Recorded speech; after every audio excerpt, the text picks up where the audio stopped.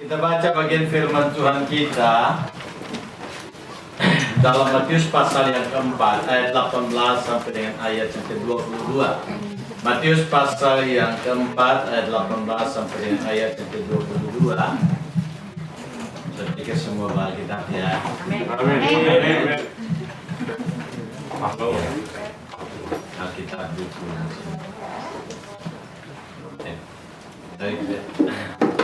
Konsumsi juga nggak apa-apa. Yang penting kan kuat iman. Ya. Baik, mari kita baca Matius pasal 4 ayat yang ke-18 sampai dengan ayat 22. Saya baca ayat yang ganjil. Saudara-saudaraku membacakan ayat yang genap. Saya baca ayat yang genap terbalik. Saya baca ayat yang genap. Firman Tuhan membacakan ayatnya yang ganjil. Matius pasal 4 ayat 18 sampai dengan ayat yang ke-22. Saya pikir rata-rata di sini kan sudah orang Kristen dan ilmu yang terpenuhi. Tidak perlu baca kitab, hafal bisa lagi. Belum ya? Baik, kalau begitu. Saya juga belum sebenarnya. Mari saya baca. Yesus memanggil murid-murid yang pertama. Dan ketika Yesus sedang berjalan menyusuri danau Galilea, ia melihat dua orang bersaudara, yaitu Simon yang disebut Petrus dan Andreas saudaranya. Mereka sedang menebarkan jala di danau sebab mereka penjala ikan. 1, 2, 3. Yesus berkata kepada mereka, "Mari, ikutlah aku, dan kamu akan menjadi penjala manusia." Lalu mereka pun segera meninggalkan jalannya dan mengikut dia. Dan setelah Yesus pergi dari sana, dilihatnya pula dua orang saudara, yaitu Yakobus dan Yohanes, dan Yohanes saudaranya, bersama ayah mereka. Yesus sedang berjalan dalam perahu. Yesus memanggil mereka. Sama-sama. Dan mereka segera meninggalkan perahu serta ayahnya, lalu mengikuti dia. Kalau saudara dan saya mendengar istilah followers, kira-kira apa yang muncul dalam benak kita? Ulang, apa? Kalau saudara dan saya mendengar namanya istilah followers, artinya? Yang pernah dengar itu? Terima kasih buat kejujurannya. Iya. Di sini berapa orang yang main punya Instagram? Ada satu pun juga. Semuanya punya Facebook. Itu sudah yang penggemar lebih banyak sekarang orang tua kalau Facebook. Anak muda sekarang mainnya Instagram sama Twitter. Ada lagi tuh. Apa lagi? WhatsApp apa?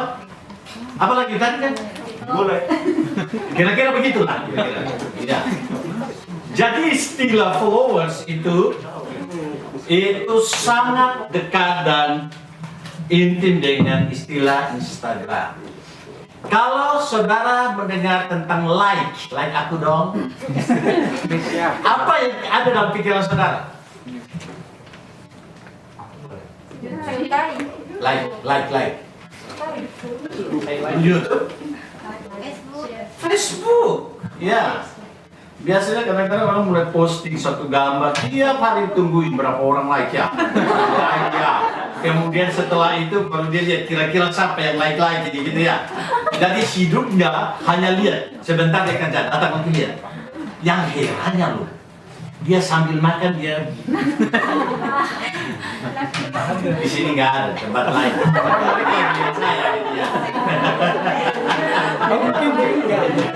Gitu ya. Iya, mungkin juga. Biasa lagi pakai baca kaos oblong. Ada tato mawar merah, dia angkat ada akarnya. Gitu. Harus hati-hati dia. Nah, Instagram berkaitan dengan followers, kalau FB berkaitan dengan like itu, begitu ya. Terima kasih ya like-nya, gitu ya. Tapi mari kita melihat bahwa ketika ada istilah followers atau apa? Terjemahannya apa? Pengikut. Pertanyaannya adalah apakah betul itu pengikut yang sejati? Ketika orang like sama kita, ketika orang mulai ikut kita, menjadi followers kita, kira-kira mereka pengikut yang sejati apa enggak? Pertanyaannya adalah begini, ketika dia mengikuti kita, dia like kita, kira-kira absolut kedaulatan itu ada pada kita yang diikuti atau pada dia yang mengikuti. Mari kita berpikir sedikit. Jangan lihat saya. Kira-kira ketika dia followers kita, dia like kita, kedaulatan, kemutlakan kedaulatan itu ada pada dia atau pada kita? Pada dia. Pada dia. Kenapa pada dia? Karena dia menentukan. Karena dia yang menentukan, betul. Ternyata semua masih nyambung di sini ya. Terima kasih. Saya pikir gitu. Jadi, kalau saudara dan saya mengkaitkan itu dengan pengikut Tuhan, Tuhan gak akan pernah peduli berapa banyak followersnya dia. Tuhan gak akan peduli berapa banyak orang like sama dia.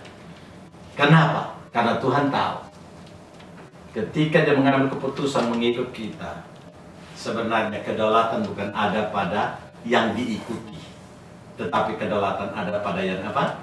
Mengikuti. Jadi ketika itu menyenangkan dia akan like kita, betul ya?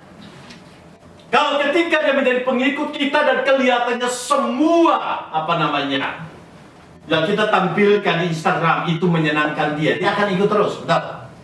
Tapi ketika ada sesuatu di sana, memang kita postnya, contohnya begini, hendaklah engkau rendah hati, betul ya? Ternyata pada saat itu dia baru dengar ada orang yang bilang, kau sombong ya. Kemudian dipikir, wah pasti berarti dia tahu ini. Dia tahu, orang itu pasti kasih tahu sama dia, maka dia post begini. Kalau hendaklah kau rendah hati, pasti dia pikir saya ini sombong ini. Langsung di unfollow sama kita, betul ya? Kenapa? Karena kedaulatannya bukan ada sama kita, tapi ada sama dia. Dia mau ikut atau tidak ikut ada pada dia. Maka jangan heran di Facebook itu bukan lagi ada kata-kata yang menyenangkan, tetapi kadang-kadang kalau Tuhan Yesus gak ada dalam hati saya, habis kau. Nah gitu kan? Nah, kenapa? Karena kita memahami bahwa dia punya kemutlakan untuk menentukan mengikuti atau tidak. Ada istilah yang mungkin laki-laki tahu istilah ini, bandwagon. Pernah dengar istilah itu? Istilah baru, tidak pernah. Seharusnya pencinta bola kaki, di sini berapa orang yang suka main bola kaki? Yang suka nonton bola kaki? Yang suka itu ngintip bola kaki? Istilah bandwagon itu berkaitan dengan sport. Jadi bandwagon itu adalah pengikut, di mana pengikut setia, tetapi kesetiaannya tergantung siapa yang menang. Jadi kalau Arsenal menang, dia akan menjadi pengikut daripada Arsenal. Tahu Arsenal ya? Tahu juga? Cewek-cewek tahu juga? Kok nggak tahu? Sekali ya. Tapi kalau ketika Manchester United itu menang, maka dia berpindah kepada Manchester United. Tapi kalau Cristiano Ronaldo berpindah lagi, gitu ya, dari Juventus mungkin pindah ke Real Madrid lagi, maka yang dia pegang adalah Real Madrid. Tetapi kalau Messi berpindah dari mana? Barcelona, mungkin pindah ke Arema Malang, gitu ya. Maka dia akan pindah ke sana, begitu ya. Nah ini yang namanya istilah bandwagon. Jadi dia berpindah-pindah figur, berpindah-pindah klub dan lain sebagainya. Saya tidak seperti itu. Saya tetap konsisten mengikuti yang menang. Lama pikir gitu ya. Ya, konsisten mengikuti yang menang. Itu juga sama dengan bandwagon, gitu ya. Dan yang menentukan saya sebagai bandwagon satu kelompok, satu grup, satu kesebelasan, bukan mereka, tapi saya. Ini namanya pengikut yang memegang kendali sendiri atau kedaulatan sendiri. Tuhan tidak suka seperti itu. Maka hari ini kita akan merenungkan tema kita teks ini dengan tema penggemar atau pengikut. Supaya kita mengerti, saya ini Kristen ini adalah Kristen penggemar atau saya Kristen pengikut. Karena tidak disangkali banyak orang menjadi Kristen dan nenek moyang tergoyang-goyang, tapi belum tentu dia pengikut yang sejati, mungkin dia penggemar. Nah, kalau demikian Tuhan mau pengikut yang sejati itu seperti apa? Pengikut yang sejati itu seperti apa? Dan setelah kita mengerti apa arti pengikut yang sejati, baru kita mulai mengevaluasi kira-kira saya penggemar atau pengikut adanya. Jangan sampai saya seperti followers di Instagram, nge-like di FB. Nah, mari kita boleh melihat ayat yang ke-18 berkata apa? 1, 2, 3. Dan ketika Yesus sedang berjalan menyusur danau Galilea, ia melihat 2 orang bersaudara, yaitu apa? Simon yang disebut Petrus dan Andreas, saudaranya. Mereka sedang apa? Ya, jadi ada kalimat yang indah di sini dikatakan. Dan ketika Yesus sedang apa? Berjalan menyusur apa? Iya. Kemudian ayat 21. Dan setelah Yesus pergi dari sana, dilihatnya apa? Iya, saya pikir yang menerjemahkan ini pasti orang Batak ini. Ada pula di sana, gitu kan? Gitu ya. Ternyata Tuhan Yesus termasuk PBB, pasukan Bata-Bata, gitu ya. Ada pula di situ kan? Banyak, kalau saudara perhatikan Alkitab, banyak sekali terjemahan ada pula gitu. Iya. Di sini kita memahami bahwa Yesus berjalan menyusuri pantai dan dia melihat murid-muridnya. Ini hal yang pertama. Kita memahami bahwa ini perbedaan Tuhan Yesus dengan Rabi pada saat itu. Maka istilah ikutlah aku memberikan sebuah pengertian yang pertama begini. Ketika Tuhan panggil kita menjadi pengikut Dia, inisiatif untuk mengikut Dia itu bukan dari kita, tapi dari Tuhan. Itu hal yang pertama. Jadi bukan kita yang pilih Tuhan dan akhirnya kita ikut Tuhan. Kalau bandwagon, kalau menjadi followers, tergantung kita yang pilih, toh. Kalau dia ganteng, kira-kira hidungnya 25 cm lah ini. Alis matanya sebelah nggak ada, sebelah ada. Jadi sudah yang saya mau. Kira-kira tingginya 1 meter kotor sudah. Ini sudah. Jadi kita punya kriteria, bukan? Tetapi pengikut yang sejati, pengikut Kristus yang sejati tidak pernah mulai daripada kita. Tapi itu mulai daripada Tuhan sendiri. Kenapa? Karena Yesus itu adalah Allah dan dia konsisten dengan sistemnya. Ketika Adam jatuh dalam dosa, bukan Adam yang mencari Allah, tapi Allah yang mencari Adam, betul. Kemudian Tuhan bilang apa? Adam, di mana engkau? Pertanyaannya, apakah Tuhan Yesus tidak tahu? Adam lagi membungkuk di bawah pohon itu. Mungkin. Pada saat itu belum ada toilet kali. Iya. Dia sama Adam dan Hawa bersembunyi di sana. Apakah Tuhan Yesus tidak tahu? Tapi Tuhan membuktikan bahwa dia mencari manusia. Bahkan selanjutnya kita memahami bahwa Tuhan sendiri yang memilih Israel. Selanjutnya Tuhan Yesus datang ke dalam dunia bukan karena kita pengaruhi Tuhan. Kita berteriak-teriak, Tuhan datang, Tuhan datang, Tuhan datang. Bukan. Tapi Yohanes 3:16 berkata, apa ada yang ingat? Besarkan dunia ini sehingga ia telah mengaruniakan ayat Tuhan. Ulang, kencang. Yang berulang tahun, silakan. Yang ulang tahun ulang, Pak. Silakan. Karena begitu apa? Karena begitu besar kasih Allah akan dunia ini. Iya. Dimulai daripada apa? Kasih Allah. Jadi bukan daripada kasih kita, tapi kasih apa? Allah. Ketika mulai dari kasih Allah, artinya Allah yang berinisiatif terlebih dahulu. Maka bukan karena kita. Jadi di sini hal yang pertama menjadi pengikut Kristus itu dimulai daripada Allah sendiri, Yesus sendiri yang mencari murid-muridnya. Rabi pada saat itu mereka tidak pernah mencari murid, tapi murid yang cari mereka. Maka Yesus tampil beda, bukan? Tapi bukan TV One. Iya kan? Kita sebutkan merek di sini walaupun di tempat kenapa. Jadi Yesus tampil beda dan membuktikan bahwa manusia itu tidak pernah berinisiatif untuk suka sama Tuhan. Tetapi Tuhan sendiri yang memulai untuk membawa mereka. Maka seharusnya ketika Tuhan pakai kita dalam segala bidang, kita tahu itu bukan karena kehebatan kita, tapi karena anugerah Tuhan. Amin itu ya? Amin. Maka itu menjadi hal penting, pegangan yang pertama dari pengikut Tuhan. Ingat bedanya dengan Instagram itu. Yang pertama itu, Tuhan yang pilih kita. Kalau Instagram kita yang pilih siapa yang kita mau, betul ya? Mau loreng boleh, mau kulit hitam boleh. Tergantung apa yang kita mau, betul ya? Tapi hati-hati, kalau engkau putih dapat yang hitam, anak loreng nanti. Belang, betul ya? Jadi ini menjadi hal yang pertama, menjadi pengikut Kristus yang sejati. Itu dimulai bukan karena pilihan kita, tapi pilihan Tuhan. Amin dah? Iyalah ya? Halo? Dong? Iya. Enggak semangat. Kalau iya, iyo no? Iya, gitu. Iya. Iya. Jadi Tuhan pilih kita. Nggak usah terlalu susah-susah bahasanya. Yang penting santai-santai begini kan, ngerti loh. Jadi Tuhan yang pilih kita, bukan kita pilih Tuhan. Yang kedua adalah tidak hanya Tuhan pilih murid-murid, tetapi selanjutnya adalah Tuhan pilih mereka dan Tuhan berkata, ikutlah apa? Aku. Apa yang dimaksud dengan ikutlah aku? Ya ikutlah aku, ya ikutlah aku. Betul ya? Jadi Tuhan tidak hanya pilih mereka, udah sampai kamu selesai pekerjaanmu baru ikut aku. Tidak. Tetapi ketika Tuhan bertemu dengan mereka, Tuhan bilang, ikutlah aku. Apa arti ikutlah aku? Terjemahan bahasa Indonesia, ya ikutlah aku, ya ikut. Tetapi kita memahami terjemahan bahasa aslinya dan bahasa Inggrisnya tidak seperti itu. Terjemahan bahasa asli dan juga mendekati terjemahan bahasa Inggris, dia berkata, come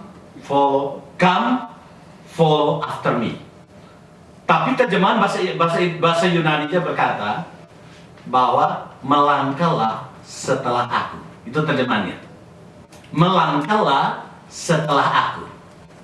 Datang ikut setelah saya. Tetapi terjemahan yang lebih membuat kita semua mengerti adalah melangkahlah setelah aku. Artinya aku di depan, kau di belakang, betul? Ini maksudnya. Jadi mengikut Tuhan itu adalah bukan kita di depan, tapi dia di depan. Karena dia pilih kita dan dia berjalan di depan kita.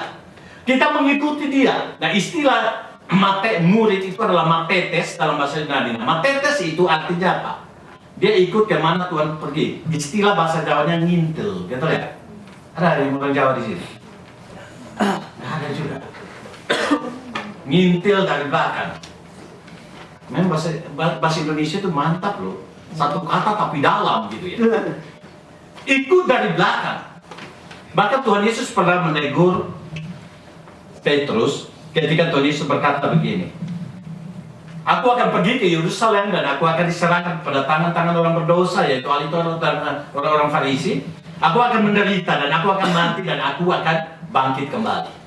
Kemudian kalimat itu menyesakkan hati daripada Petrus dan Petrus berdiri. Dia tarik Yesus ke samping, terjemahan bahasa Indonesia. Kemudian dia berkata, Guru, sekali-kali hal itu tidak boleh menimpa engkau. Yesus memandang Petrus dan dia berkata kepada Petrus, Petrus, enjala iblis dari hadapan. Enjala iblis, karena engkau menjadi batu sandungan bagiku. Itu terjemahan bahasa Indonesianya. Tetapi kalau saudara melihat terjemahan New International Version, King James Version, dan juga terjemahan aslinya, dia sebenarnya bukan menarik ke samping, tetapi Tuhan memerintahkan supaya baik Petrus maupun iblis itu ke belakang. Kenapa ke belakang? Karena kembali, ikut aku itu kau tidak boleh di depan. Ketika Petrus tarik Yesus ke belakang, maka posisi Petrus itu di depan. Bisa mengerti ini? Ketika posisi Petrus di depan, berarti Yesus di belakang. Berarti Yesus ikut siapa? Petrus. Terbalik ini konsepnya. Maka Tuhan katakan kalau posisi seperti itu, iblis sedang apa? Menguasai engkau. Pikiranmu sedang dipakai oleh iblis. Kembali ke belakangku. Itu terjemahan aslinya. Kembali ke belakangku. Kenapa? Karena Tuhan Yesus mau mengingatkan kembali Petrus, posisimu tidak pernah ada di depanku, tapi posisimu tetap ada di belakangku. Karena apa? Melangkah setelah aku. Jadi Yesus menjadi patron kita, Yesus menjadi teladan kita, Yesus menjadi contoh kita. Itu maksudnya mengikuti aku. Jadi kalau Yesus adalah contoh kita, ya udah bekerja dengan contoh Kristus. Betul itu maksudnya. Melayani dengan contoh Kristus. Hidup dengan contoh Kristus. Berpacaran bagi saudaraku. Ya. Dengan cara Kristus. Itu maksudnya kan? Ya. Mencari jodoh dengan cara Kristus. Kalau belum dikasih-kasih jangan ngeluh-ngeluh. Kenapa? Aduh Pak, kalau Natal kita sendiri. Yang lain foto-foto, kita hati ini rasanya bagaimana? Gak apa-apa, minimal foto dengan Santa Claus kan? Atau pohon apa? Pohon cemara. Pohon Natal pun masih ada. Sekali lagi jangan. Matahari saja satu dari dulu sampai sekarang nggak pernah ngeluh-ngeluh kan? Ya, senyum-senyum, anukannya tapi berat anunya.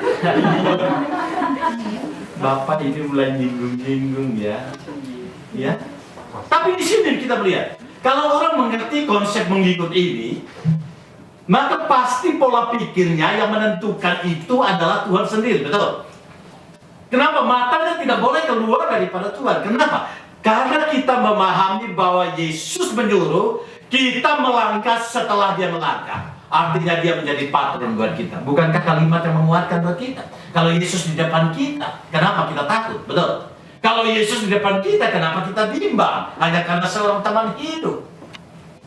Kalau Yesus di depan kita, kenapa kita ragu dengan pekerjaan yang ada?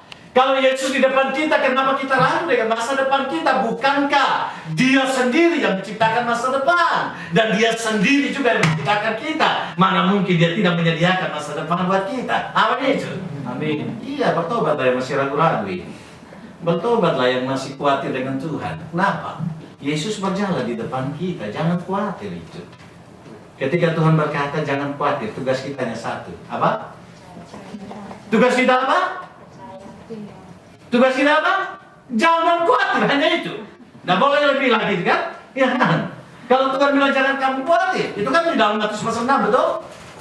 Jangan kamu khawatir. Tetapi kita bilang Tuhan, engkau Allahku. Tuhan sudah bilang jangan kamu khawatir. Iya Tuhan, tapi banyak sekali kekhawatiran di sini. Di sini tidak ada sih. Tapi ya jujur lagi lihat saja. Betul kan?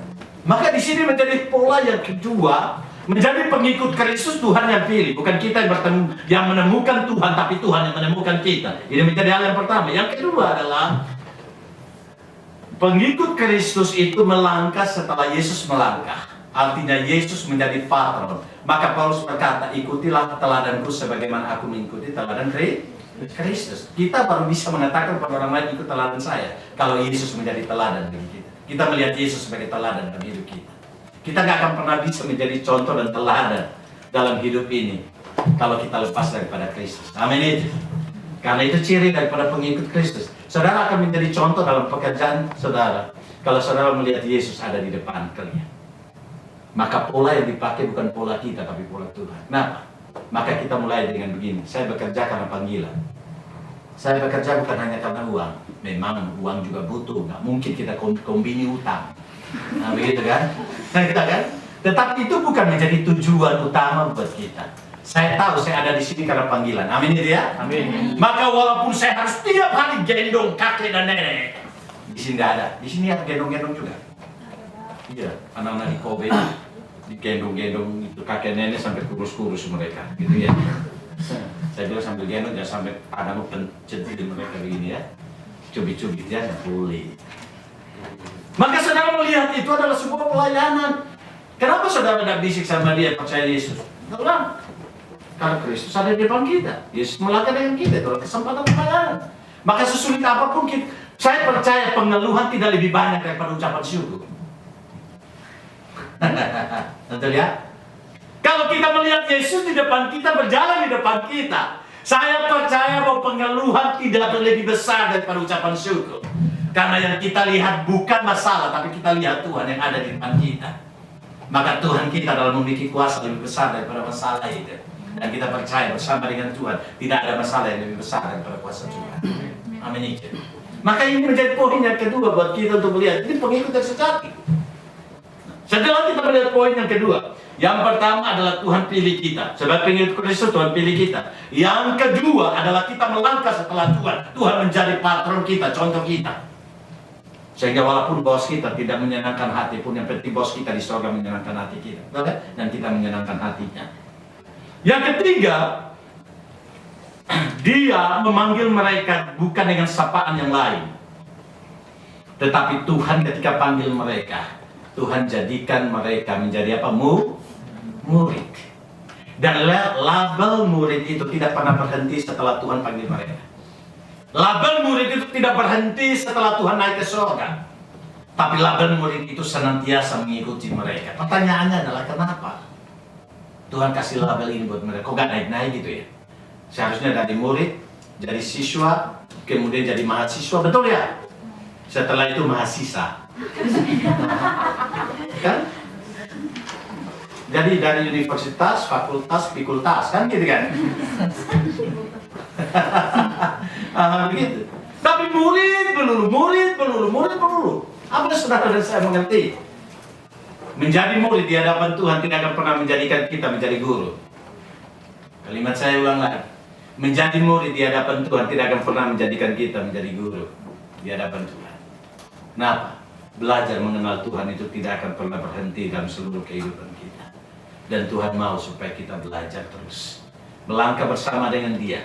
Belajar dari Dia. Dan mengikuti pola Dia. Dan itu pola Matetes. Itu belajar terus menerus daripada Tuhan. Ikuti karakter Tuhan.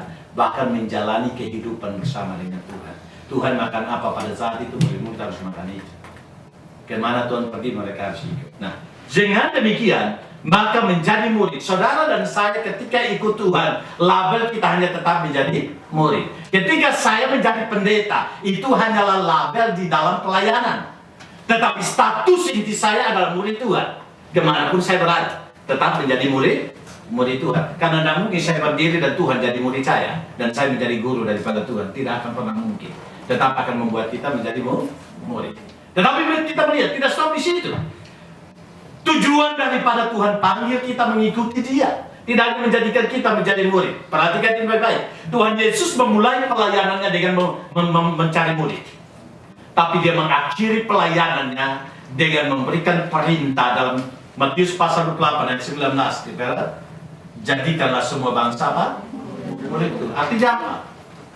Multiplikasi. Itu bicara tentang kelipat gandaan. Tidak. Jadi kalau Tuhan panggil kita menjadi murid, Tuhan mengharapkan bahwa kita harus melipat gandakan hidup ini, di mana kita harus menghasilkan murid. Jadi hidup ini tidak hanya membawa kita memiliki label sebagai murid, tetapi lewat label murid kita memuridkan orang lain. Memuridkan orang lain itu bagaimana? Bawa orang lain untuk bisa kenal Tuhan. Itu namanya kita memuridkan orang lain. Dan ini seharusnya ditanamkan dalam pola gereja. Dan kalau itu ditanamkan dalam pola gereja, saya percaya bahwa gedung ini tidak akan pernah muat. Maka ketua harus mikir lagi, bangun stadion besar. Stadion besar bisa 40, gimana ya khotbahnya ya? Gitu ya.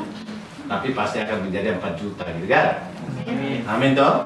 Iya. Jadi di sini istilahnya begini. Kalau saya ikut Tuhan, saya kan hanya sebagai murid, baik stagnan. Kalau ikut Tuhan saya sebagai murid, maka saya tidak ada pertumbuhannya. Orang Kristen tidak hanya mendapatkan murid dan selesai. Tapi perintah Tuhan adalah jadikanlah semua bangsa muridku. Dan disitulah arti berbuah itu sendiri. Bahkan Tuhan perintahkan dalam Yohanes pasal 15 berbuah lebat, betul? Jadi ada multiplikasi. Nah, pertanyaan saya adalah begini. Kalau saudara sudah bekerja di satu tempat, pertanyaannya ada orang-orang di situ sudah dengar Tuhan apa enggak? Pernah enggak saudara bersaksi? Aduh Pak, bagaimana sempat bersaksi Pak? Masalahnya banyak sekali. Belum lagi atasannya, belum lagi pasiennya. Sedikit-sedikit, aduh tolong. Gatal-gatal pantetin bawa ke toilet. Gitu. Belum lagi teman itu, satu teman perawat itu yang apa itu? Yang beda dengan saya itulah, ngomel-ngomel yang tampil. Bagaimana bisa bersaksi Pak? Nggak sempat. Nanti saya bilang sama Tuhan nggak sempat hidupin mereka. Dan hidup yang berbuah itu yang Tuhan mau. Maka kita memahami bahwa Daniel itu berkata begini. Kalau engkau membawa jiwa untuk datang pada Tuhan, maka mahkotamu itu bercahaya seperti bintang-bintang. Dan kalau engkau hidup dalam bijaksana, maka mahkotamu itu bercahaya seperti matahari. Pertanyaannya adalah kita hidup bukan hanya stop diselamatkan, tetapi kita juga memberikan buat kita. Dan berdasarkan sejauh mana kita memuridkan orang lain. Jadi murid itu nggak stuck. Jangan stagnan hanya kita, stop di kita. Itu berarti bukan murid yang berbuah, tapi Tuhan memanggil kita menjadi murid untuk kita melipat gandakan murid itu sendiri.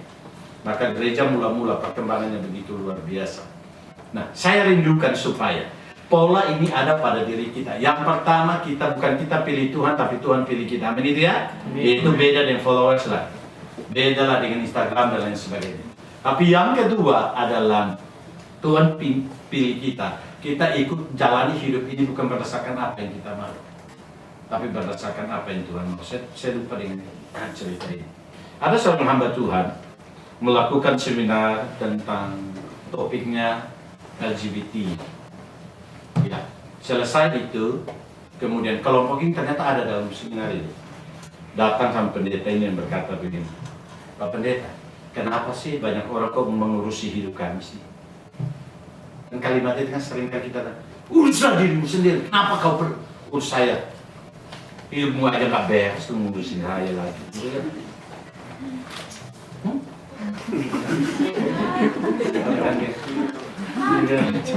Iya.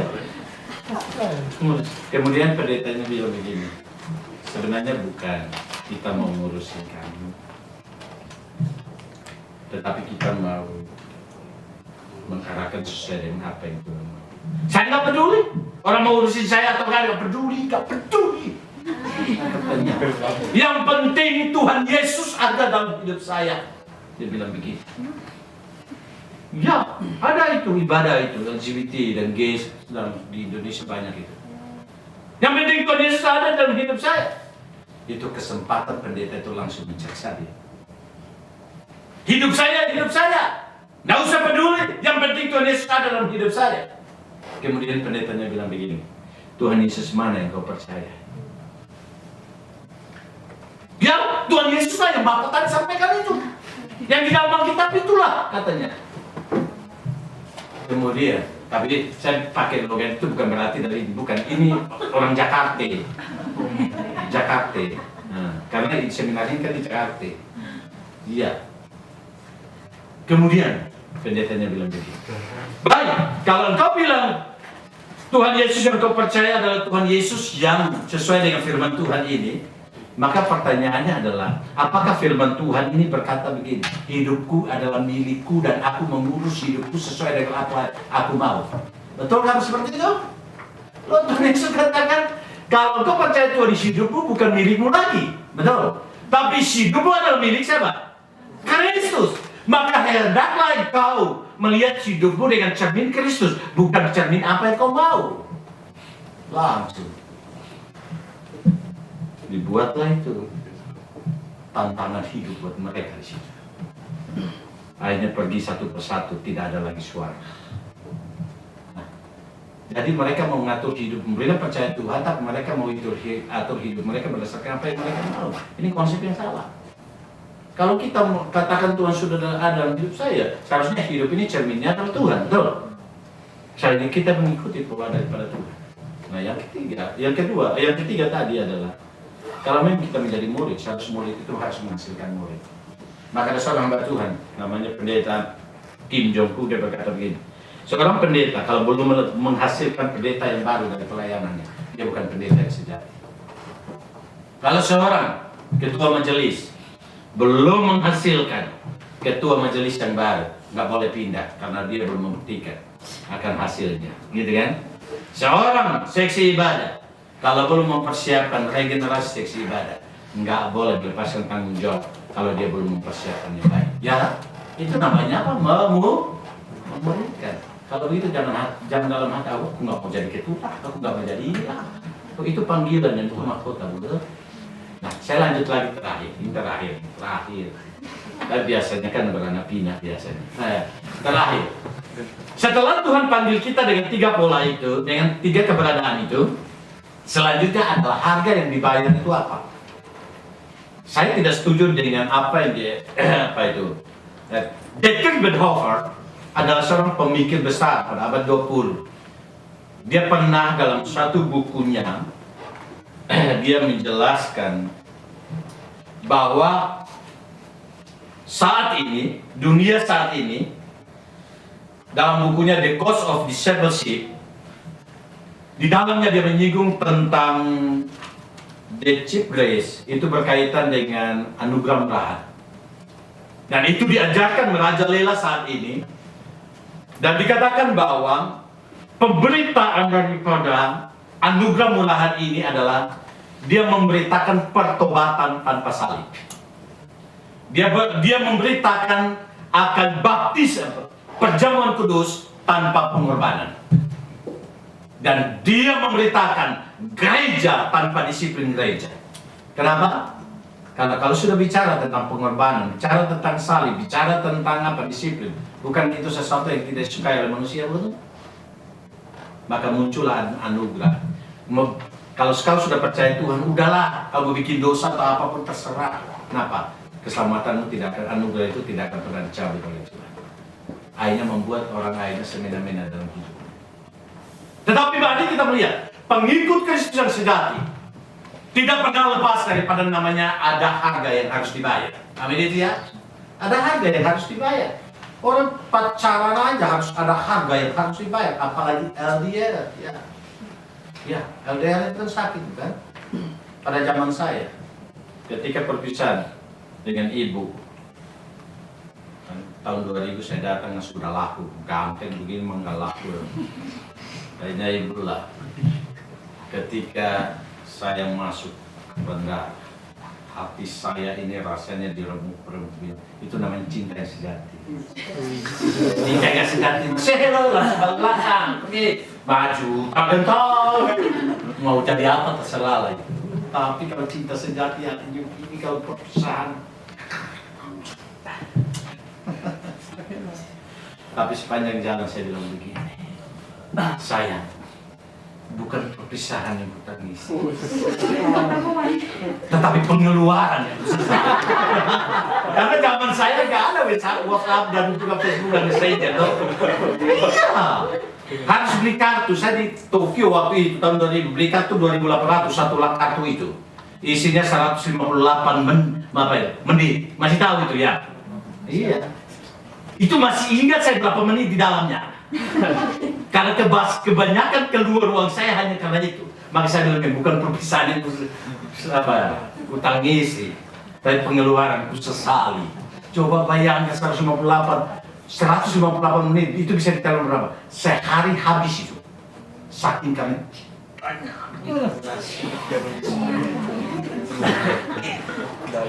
kalau saudara tidak mau berkorban, nggak usah pacaran. Amin itu. Amin.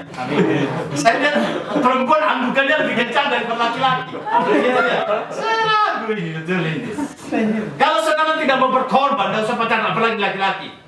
Dompetmu tertutup keras. Biarkan dia yang memberi padaku. Itu kau tidak gentleman. Ya kan? Kalau mau pacaran buka dompet besar-besar. Tapi makan apa? Makan angin lah itu. Makan cinta. Nah gitu ya. Pengorbanan itu ada. Harga harus dibayar. Setiap keputusan hidup harus ada harga. Dan harga itulah yang membuat kita membuktikan apakah kita dewasa atau tidak. Karena di situ setiap kali naik level tantangannya pasti lebih berat. Amin tidak? Maka orang pacaran itu bukan orang kekanak-kanakan. Tapi orang pacaran itu adalah orang yang sudah membuktikan bahwa dia dewasa. Artinya apa? Dia mampu bertanggung jawab atas cinta yang diberikan kepadanya. Amin itu ya? Ya, makanya jangan menabur di mana-mana, tapi tidak menuainya. Bagaimana satu orang bisa pegang cinta banyak kan? Tidak mungkin lah. Satu aja lah, gitu ya. Tapi dewasa untuk bertanggung jawab atas cinta ini dalam hati. Hari ini saya kena nenek. Begitu ya. Nah, kalau demikian pengorbanan apa yang murid-murid dapatkan? Di sini dikatakan bahwa Tuhan bertemu dengan siapa? Yang pertama Simon Petrus dan Andreas. Kemudian Tuhan bilang apa? Ikutlah aku, kamu akan apa? Ayat 20. Lalu mereka pun apa? Meninggalkan apa? Jalan dan mengikuti dia. Yang pertama adalah di sini mereka harus berkorban. Berkorban apa? Tinggalkan gala dan perahu. Apa artinya? Tinggalkan pekerjaan. Pada hari ini saudara rela tinggalkan pekerjaan? Rela tinggalkan pekerjaan? Hanya karena Tuhan? Tunggu dulu Pak. Kalau aku pensiun boleh lah. Nah, gitu kan? Pada saat itu harus tinggalkan pekerjaan. Itu konsekuensinya. Kenapa? Karena istilah matetes adalah di mana Yesus ada, mereka harus ada di sana. Karena melangkah setelah Yesus. Jadi kemana Yesus melangkah, mereka harus melangkah itu. Maka di mana Yesus tinggal, maka mereka tinggal. Maka sebenarnya ini bukan pertemuan pertama Petrus, Andreas dengan Tuhan Yesus. Sebelumnya sudah ada pertemuan. Sehingga yang membawa Petrus itu pada Tuhan adalah Andreas. Andreas ketemu Tuhan dan dia datang kepada Petrus dan berkata, aku bertemu dengan Mesias. Kemudian akhirnya Andreas ajak dia bertemu dengan Yesus. Kemudian mereka bertanya kepada Yesus, Yesus di mana kau tinggal? Yesus berkata, mari dan lihatlah. Dan di situ ada penjelasan, mereka tinggal bersama-sama dengan Yesus di sana. Jadi di sini kita memahami bahwa sebenarnya menjadi murid pada saat itu adalah memang harus konsekuensinya harus meninggalkan pekerjaan. Karena di mana Yesus berada, mereka harus pergi. Dan Yesus tidak hanya tinggal satu tempat, dia kan berkeliling, betul? Sehingga mereka harus ingat. Nah, implikasinya buat kita apa? Bukan berarti saya suruh berhenti kerja, berhenti dari kasihan, mau makan apa? Kasihan keluarga di Indonesia tiap bulan sudah kirim belum? Udah kan? Yang tertawa itu lagi nyesak itu gitu kan. Sudah dikirim sampai kurang lagi kirim. Itu abangmu itu mau itu matupul dia katanya. Nah gitu kan. Kadang-kadang kan memang kita ini seperti ada petik uang di sini udah pohon uang tinggal ambil gitu ya. Tapi emang tidak mau kan jadi berkata. Kalau teman mungkin saudara kita yang lain ada di sini pun mereka punya posisi sama dengan kita. Jadi tidak usah marah-marah marahin mereka. Jangan hanya gara-gara uang tali persaudaraan itu putus ya. Persaudaraan sebagai orang tua, relasi sebagai orang tua, relasi sebagai kakak adik kandung itu lebih utama daripada uang itu. Kalau ada ya bantu, toh. Tapi jangan menjakan mereka juga. Sehingga jangan sampai kita bantu kita jadi Allah mereka apa-apa kita angkat yang percaya jadi. Tapi berikan pelajaran buat mereka. Bantu tapi tidak sepenuhnya. Biar mereka juga bertanggung jawab mengambil bagian. Ya. Nah, jadi di sini bukan berarti konsekuensinya kalau kita sebagai murid Tuhan tinggalkan pekerjaan. Tidak, konteksnya beda. Konteksnya pada saat itu harus tinggalkan, tapi sekarang kita konteksnya adalah jangan sampai pekerjaan kita lebih tinggi daripada Tuhan kita utamai. Ya, itu prinsipnya. Jadi kalau bisa ketika masuk pekerjaan, hal pertama yang ditekankan adalah hari Minggu adalah waktu di mana saya harus libur. Selanjutnya adalah waktu pekerjaan tidak boleh meniadakan saat teduh kita dengan Tuhan. Doa kita dengan Tuhan, perenungan kita dengan Tuhan, ya. Sehingga tidak ada alasan, Pak aku sibuk kerja. Jangan ke gereja. Doa saja sudah tidak sempat tidur. Kalau sudah sampai di situ berarti pekerjaan menjadi berhala buat kita. Pekerjaan menjadi ilah buat kita. Maka di sini pekerjaan tidak boleh menduduki posisi pertama di dalam hati kita. Tetapi Yesus tetap menjadi nomor satu di dalam hati kita. Walaupun kita di tengah-tengah kesibukan pekerja. Nah, ini yang menjadi hal yang pertama. Maka kalau pelayanan pun tidak boleh berkata begitu. Aduh Pak, aku ini kerjaan ini memang kita di Jepang ini kan susah begitu ya. Dengan kondisi yang ada. Tetapi hati kita tidak boleh menempatkan pekerjaan lebih tinggi daripada Tuhan. Tuhan tetap nomor satu. Nomor berapa? Nomor satu. Nomor dua siapa? Tuhan nomor satu. Nomor dua siapa? Hah? Sofian yakin Tuhan. Nomor dua Tuhan. Nomor satu Tuhan. Nomor dua Tuhan juga. Keluarga, betul keluarga. Nomor tiganya? Nomor tiganya? Kok nggak yakin sih Jan? Jawabnya? Pacar kalau ada. Siapa yang jawab tadi orang ini kisah? Ya, Pinky ya? Orang dikasih ya?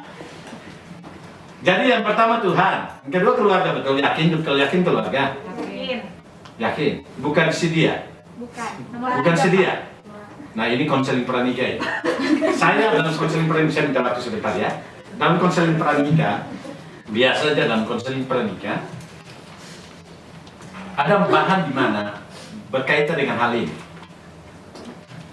Orang itu saya akan panggil ke depan, dua pasangan itu akan saya panggil ke depan dan tuliskan 10 orang yang ada di sekitar mereka yang mereka kasih. Cewek tulis sana, cowok tulis ini.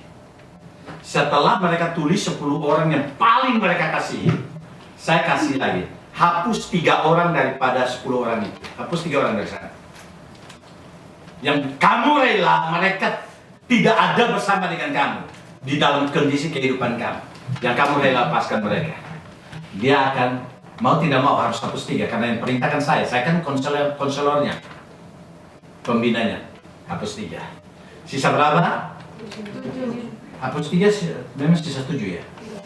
Oh iya, terima kasih. Masih hidup semua. Gitu ya. Setelah sisa 7 saya bilang begini, tolong hapus 5. Nah, tolong hapus 3 dulu. Sisa 4 toh? Mau tidak mau harus hapus. Kalau enggak nikah, enggak akan konseling lanjut. Nggak nikah dia. Sisa 4. Dari 4 itu apa yang saudara pikir? Siapa yang saudara pikirkan dia sisakan? Belum istri masih konseling pranikah ini. Jangan belakang dulu ya.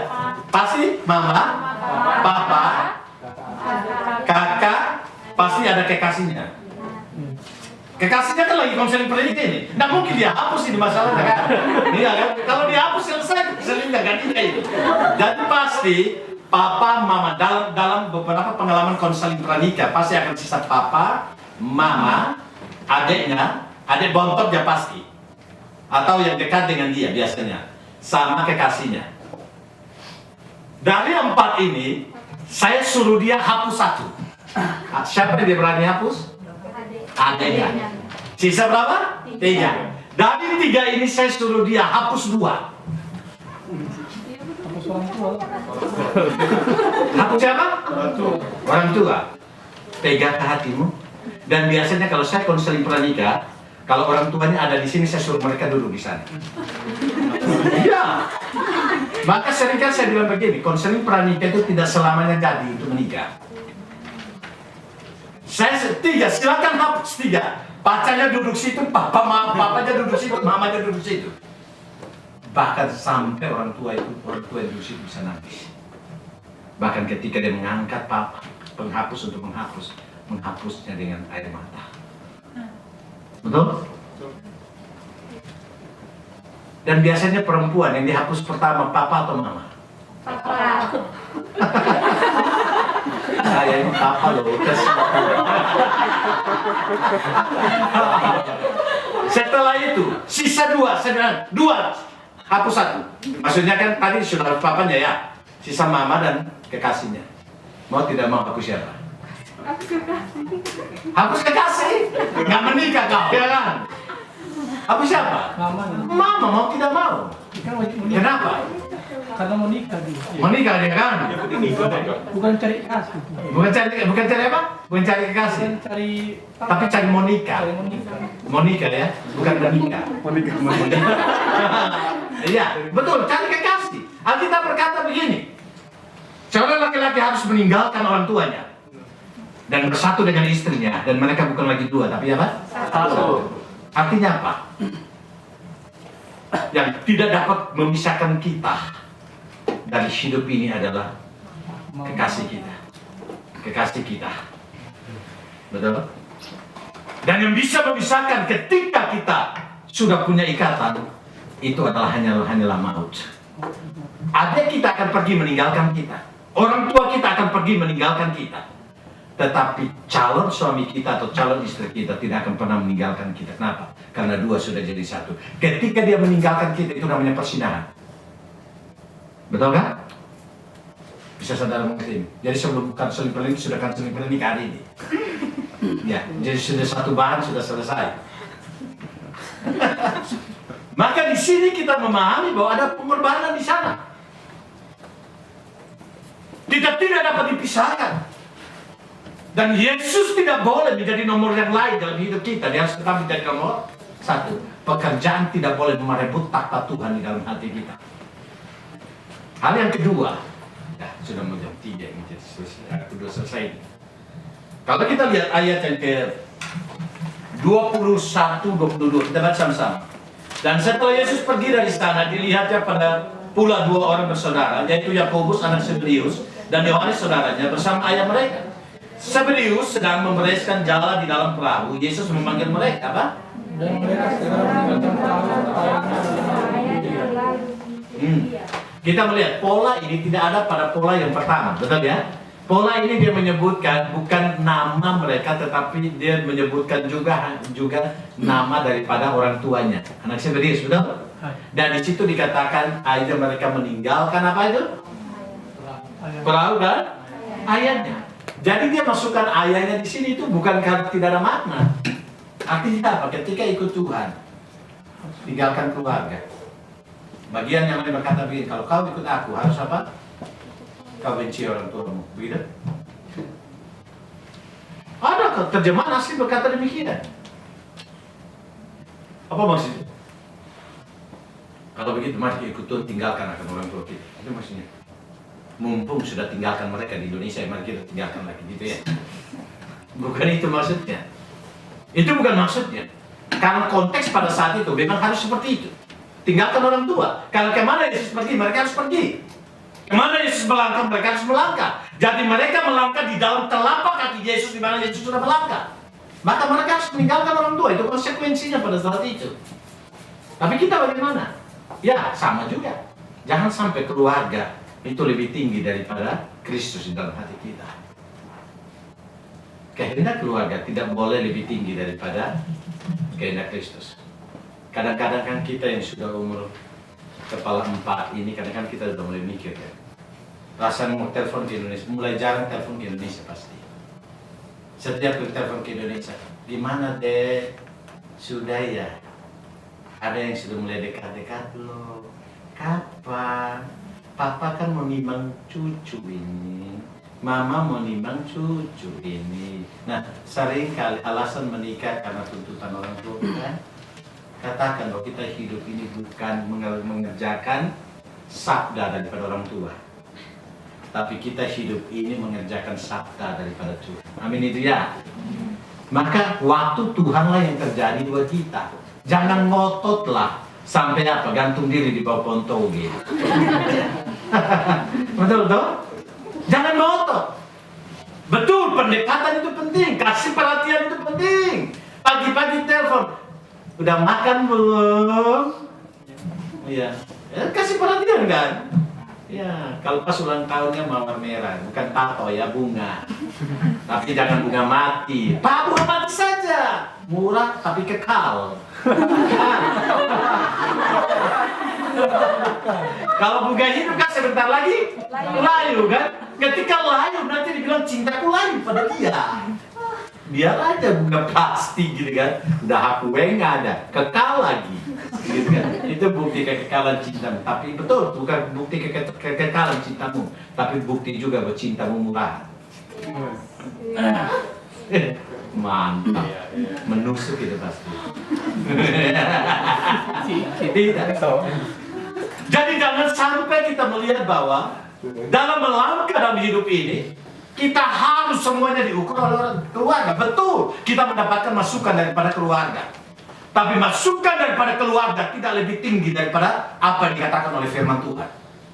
Sabda Tuhan itu lebih tinggi daripada segala sesuatu. Karena yang menentukan masa depan kita sejauh mana Tuhan menuntun akan setiap langkah kita.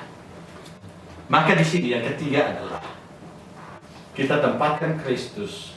Poin yang kedua daripada bagian ini adalah keluarga tidak pernah lebih tinggi daripada Kristus. Kristus harus menjadi lebih tinggi, lebih utama dalam hidup kita. Apa yang dia mau, itu yang kita harus utamakan. Maka dalam hal ini enjoy aja.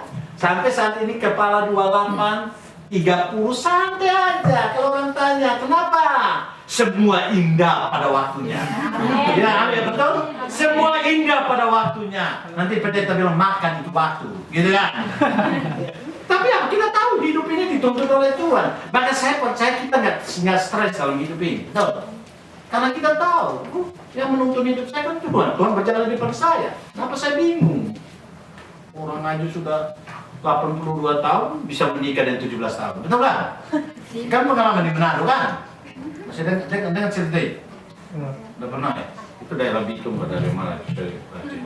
Di Jawa itu ada 25 kawin sama 81. Jodoh kan? Nggak tahu lah itu jodoh apa enggak ganti juga. Gitu kan? Yang penting menikah lah. Tapi kita tidak boleh hidup pola itu. Istilah sepadan itu kan harus tahu. Kalau udah S3 ya jangan carilah SD nggak lulus kan susah ya. Komunikasinya susah. Nanti dia minder kalau kita ketemu sama teman-teman kita kan, wah itu sepadan gitu ya. Jadi carilah sepadan. Ya nanti konselingnya nanti lah. Yang penting bagian inilah kita melihat bahwa Yesus segalanya. Jadi mengikut Kristus. Saya sudah jelaskan 3 hal itu. Yesus cari kita. Yang kedua kita berjalan belakang Kristus. Ikut pola hidup Yesus Kristus, dan kita harus menghasilkan murid. Kemudian harga yang harus dibayar adalah kita tidak boleh menempatkan Tuhan lebih dari pekerjaan kita. Kita tidak boleh menempatkan Tuhan lebih daripada keluarga kita. Kita tidak boleh menempatkan keluarga lebih daripada Tuhan. Maaf, kalimat saya terbalik tadi. Jadi Kristus adalah utama di dalam hidup kita. Baru itu namanya pengikut, bukan penggemar. Jelas dia? Jadi yang menentukan kita ikut dia bukan kita, tetapi Tuhan. Maka bedalah Tuhan Yesus dengan Instagram. Ya, beda ya. Maka ini harus dipegang sungguh-sungguh. Kita mengevaluasi. Apakah selama ini saya pengikut, ataukah selama ini saya adalah penggemarnya Tuhan? Saya pengikut Tuhan yang sejati, ataukah saya sebagai penggemar Tuhan yang sejati? Kalau saya hanya penggemar, maka tongkat keputusan itu ada pada saya. Tapi saya adalah pengikut, maka tongkat keputusan itu ada pada Tuhan. Maka saya nggak perlu khawatir hidup ini. Tugas saya yang satu, taat sama dia. Dia menentukan seluruh hidup saya. Mari kita tunduk kepala. Anugerahmu besar melimpah bagiku. Anugerahmu besar melimpah bagiku.